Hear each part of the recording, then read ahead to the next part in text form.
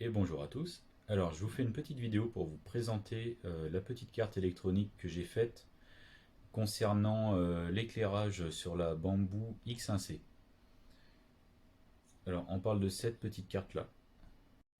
Alors on va passer de ce côté de la caméra, ce sera plus facile. Donc ces petites cartes là sont faites pour piloter les bandes LED que vous pouvez acheter en magasin et rajouter sur votre machine. Donc l'idée c'était quoi de base? C'était de pouvoir piloter ce bandeau LED en restant dans l'interface de la machine. Voilà, pouvoir le piloter à distance ou via la machine directement, mais sans application extérieure ou sans bouton à côté, voilà, sans rajouter quelque chose en fait. Vraiment utiliser les interfaces proposées par Bamboo, à savoir l'application sur le téléphone Handy ou le logiciel sur l'ordinateur ou la petite interface directement l'IHM intégré dessus. Donc moi pour installer ce bandeau là j'ai imprimé cette pièce qu'on trouve sur internet assez facilement qui sert à rehausser la vitre et à pouvoir coller le bandeau LED à l'intérieur. Et la lime arrive par ce trou là. Voilà. Ça c'est la lime du bandeau LED. Donc la lime moi je l'ai passée dans ce plastique là. Là c'est un plastique vous tirez dessus là. Ça sort. Je l'ai passé là et ça ressort là. Ensuite d'origine moi entre la lime et le bandeau LED, ouais, il y avait un connecteur. Donc j'ai coupé avant le connecteur côté alimentation. Et j'ai dénudé les fils sur à peu près 8 mm, je dirais. Et je les ai même étamés un petit peu, mais bon, ça c'est pas indispensable non plus. J'ai fait ça pour pas que ça s'effiloche. Donc j'ai trouvé ça chez Action. De mémoire, c'était 4,99 €. Quasiment 5 balles quoi. J'ai pris 1,50 m et j'ai eu très peu à recouper. J'ai dû recouper une longueur de 10 cm à peu près. Donc c'était vraiment la taille qu'il fallait. Donc j'ai pris du 14 watts et la petite alimentation là c'est du 24 volts. Voilà, donc ça c'est pas mal, sachant que ma carte elle accepte jusqu'à on va dire 20 watts. Elle pourrait monter à 30 mais je trouve que ça chauffe trop après.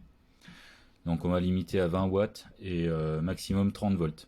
Voilà, donc là faut être dans les clous, faut pas dépasser ça. Alors si on regarde la petite carte en elle-même, on voit que là j'ai mis un fil avec un petit connecteur.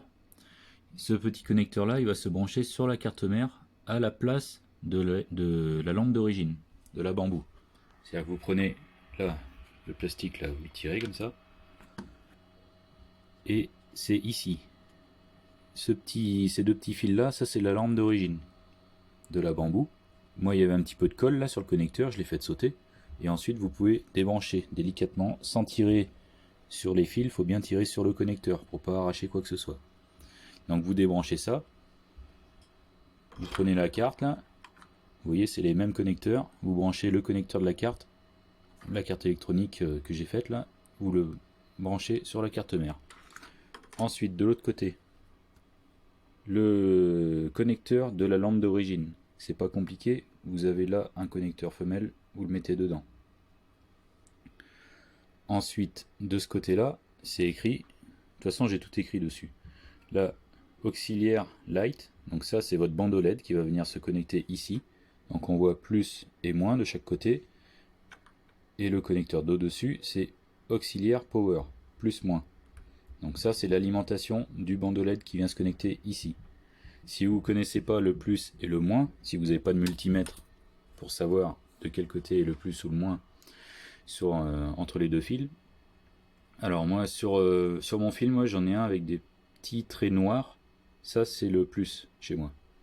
Mais sinon c'est pas très grave, la carte elle est protégée, même si vous branchez à l'envers ça fera rien du tout, en fait ça marchera pas, c'est tout. Mais la carte est protégée, elle va pas griller. Donc si vous voyez que ça marche pas, inversez les polarités. Cette petite carte, moi je lui ai fait un petit boîtier. Alors chez moi je l'ai imprimé en PETG. Je vous conseille juste de ne pas l'imprimer en PLA, parce que ça chauffe un petit peu. Il y a deux petits transistors là qui vont chauffer un petit peu. C'est pas violent, ça risque rien, mais voilà, pour pas que ça se déforme, moi j'ai pris du PETG. Et ce petit boîtier là, donc c'est très simple à assembler, hein. Hop, on va le faire en live. On met la carte dedans. Tac, là vous faites vos connexions, tout ce qu'il faut. On prend le dessus. Alors à une main c'est un petit peu moins facile. Tac, et ça se clipse. Et ensuite, moi, ce petit boîtier-là, je le rentre sur le devant de l'imprimante. Ici, là, il y a de la place. Je vais essayer de vous montrer. Hop là, désolé pour la main. Voilà, je le mets ici, tout simplement. Un petit peu dans le coin, là, dans l'angle. Là, il y a de la place. Voilà, je le pose. Je le pose comme ça. Je le cale comme je peux sous les fils d'origine. Enfin, vous allez voir, il y a un petit peu de place, donc on arrive à s'en sortir.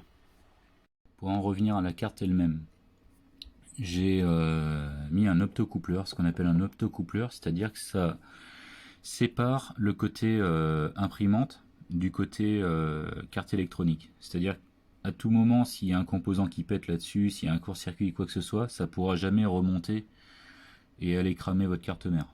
Voilà, ça c'était vraiment la priorité sur la carte. Après, j'ai mis un petit fusible pour limiter l'intensité, si jamais il y avait un court-circuit, quelque chose, pas que ça mette le feu.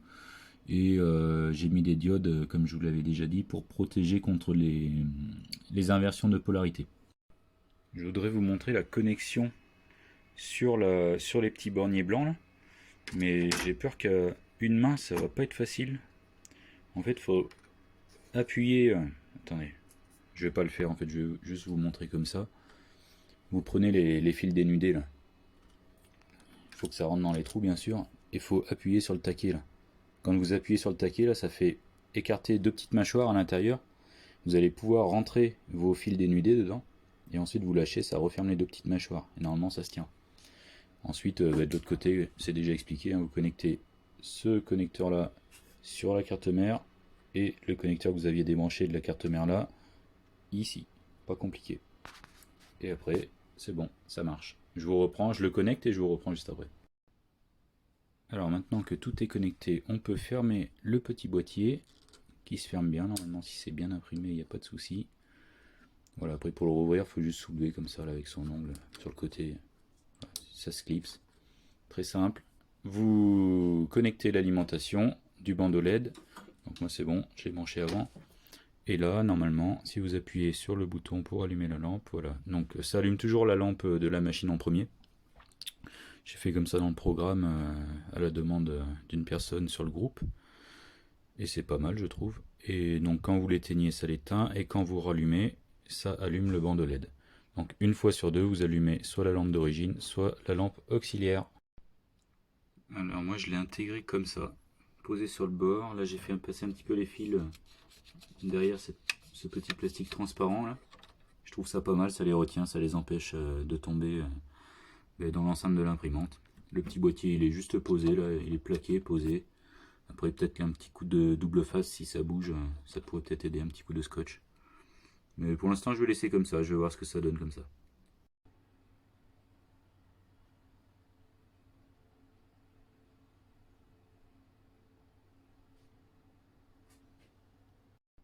J'espère que la vidéo vous sera utile et si vous avez envie de commander une petite carte électronique pour vous aussi contrôler votre éclairage auxiliaire, vous me faites un petit message et je vous répondrai. Merci.